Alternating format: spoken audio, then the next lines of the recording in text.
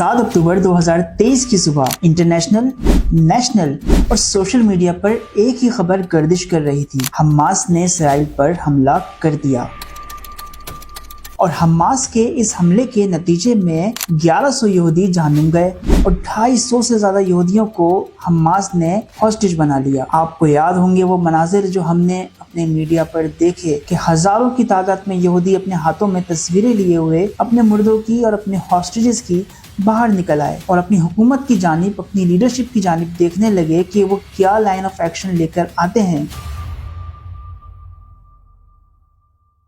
ये बेचैनी सिर्फ यहूदियों की नहीं थी, बल्कि इंटरनेशनल पॉलिटिकल एक्सपर्ट्स और वॉरफेयर एक्सपर्ट्स भी इस खबर पर नजरें रखे हुए थे कि अब क्या होने वाला है। लीजिए, नेतन्याहू कैमरे के सामने आ गए और उन्होंने सामने आकर अपनी अप्रोच, अपने गोल्स पूरी दुनिया के सामने रख दिए। उन्होंने कहा कि हमारा प्राइमरी गोल ये है कि हमने हमास को खत्म करना है और अपने हॉस्टेज को बाजियाब कराना है। उन्होंने इस बात पर भी बहुत जोर दिया कि हमारा कोई सिविलियन टारगेट नहीं है, हम किसी भी सिविलियन पर हमला करने का इरादा नहीं रखते। We will complete the elimination of the Hamas battalions, including in Rafah. There is no force in the world that will stop us. Many forces are trying to do this, but it will not help because this enemy, after what it has done, will not do it again.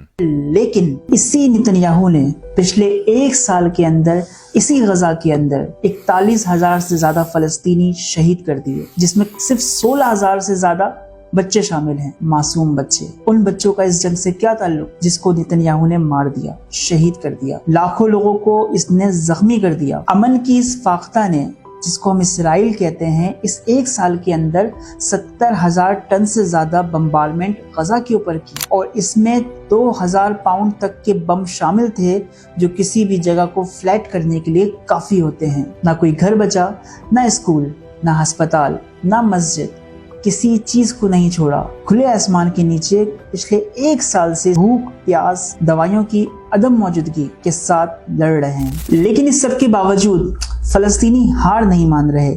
लबों पर अल्लाहू अकबर की सदाएं हैं, दिलों में शहादत की तमन्नाएं हैं और ये छोटा सा टुकड़ा पूरी उम्मत का केस लड़ रहा है। इस्राएली ऑफिशियल्स के मुताबिक अभी उनका इस जंग को खत्म करने का कोई इरादा नहीं है। I am not ready to stop the war and for Hamas to remain.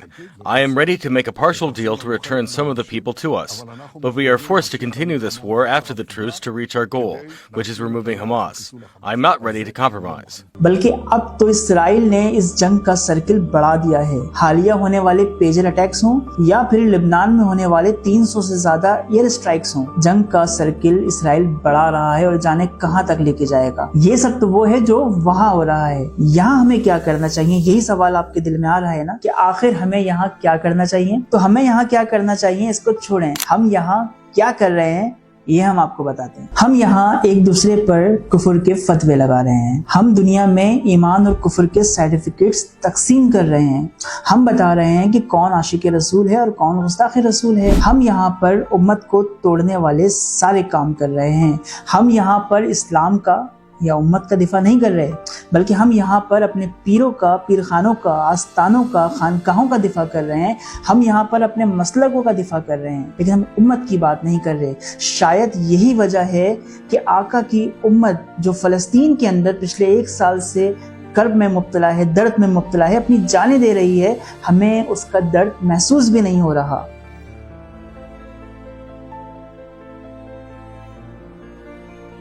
ए खासा, ए खासा ने रसूल, वक्त दुआ है, उम्मत पे तेरी आके अजब वक्त पड़ा है।